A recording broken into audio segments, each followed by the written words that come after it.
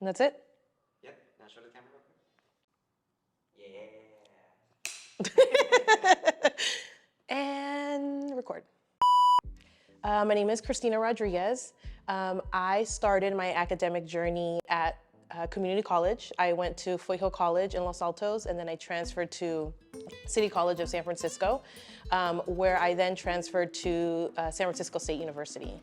And so I received my bachelor's degree in Latino studies, and then I went on to get my master's degree in business administration with an emphasis in marketing at Notre Dame de Namur University. And now I'm a future doctora. I'm getting my doctorate degree in education at Mills College in Oakland, California. So I grew up, I was born and raised here in San Francisco. And I am the middle child of three siblings total, right? We grew up in San Francisco, we moved around in Daly City, and then my parents divorced at one point, and so my mom lived in San Francisco, I still lived in Daly City, but we were all living together, co-parenting, of course. And then my dad got a job opportunity to move towards San Jose, and so then I moved with my dad to Cupertino, and my brother and my sister stayed with my mom.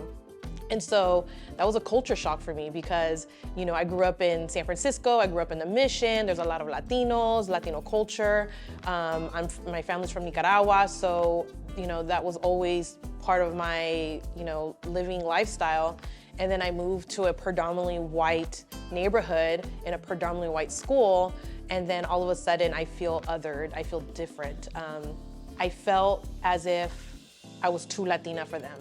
And so there were times where I was conditioned to dummy down, you know, to be at their level because I was either too loud enough or I had too much energy, you know? And I think at one point I just intimidated a lot of people. And so my parents moved again. They actually remarried around the time when I was 15 and we moved to Mountain View.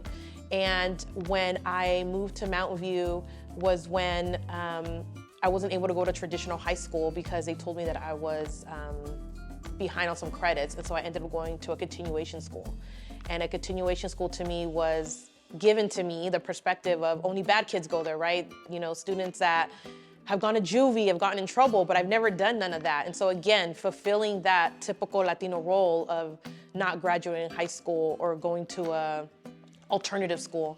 Yeah, I think because I lived with my dad and I saw, you know, all of the hard work and dedication, and my mom also, you know, was a hard worker, but I always saw it through the perspective of my dad. And so I'm very close to my dad, you know, like I'm daddy's little girl, you know, and I felt like I resented my mom, you know, growing up because I didn't have someone to help me, you know, put on makeup or teach me how to do my hair. My dad did, or I had aunts like my tia Christina, who I'm named after, fulfill that role being a mom, you know, because my mom lived here in San Francisco and I lived in Cupertino, right? So I have a lot of strong relationship and influences with my tias because of that, my dad's sisters. When I was at Foothill College, I was part of Puente. And Puente, I had a Latino professor and I had students that looked like me. But prior to being into Puente, I felt like I didn't belong. I was failing my classes. I wasn't connecting with my professors, you know? And I didn't receive the guidance and the support that I needed as a first generation college student. Again, that vibe of, oh, well, this is what it is and you gotta figure it out, that was also instilled in community college. And so, it wasn't until I got into Puente and I started kind of navigating that space is when I felt like, oh, okay, this is where I belong, you know? And that's why I chose San Francisco State, was because of that, because I wanted to be around people and professors that look like me, that have shared experiences. Yeah, so I started Latinas with Masters when I got accepted to my doctoral program at Mills College. And I knew that I wanted to create an Instagram account of sharing my experience in graduate school. And so again, going back to the experiences of, you know, what did I not have in graduate school? I didn't have representation, and then I felt imposter syndrome. So let me create this account so I can share my experience in a graduate program, so I can share how we can get into graduate school. And I was actually just having this conversation with my husband, and I was just throwing ideas out there, and I was like, I don't know, I wanted to be something Latinas and then something with masters because I have a master's. And he literally looked at me and was like, Latinas with Masters. And I was like, I'm just so overwhelmed with the amount of support and love that I receive with Latinas with Masters, because I honestly feel like it's more than just a degree. It's a community beyond academia, because it's beyond just getting your degree, right? It's showing up in these spaces as our authentic selves, and then helping the next generation, advance, like upward mobility, right, of whatever their career goals are.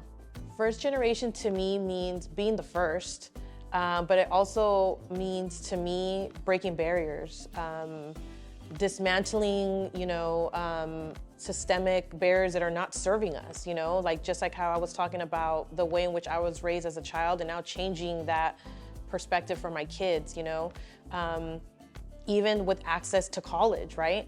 Like, being first generation means, hey, I'm gonna share with you my experience of what I went through, but I'm also a firm believer that just because it was hard for me doesn't mean it has to be hard for you. So let me give you the tools and a resource on how to navigate higher education so it can be an easier path for you, or a smoother path. And so that's what first generation means to me.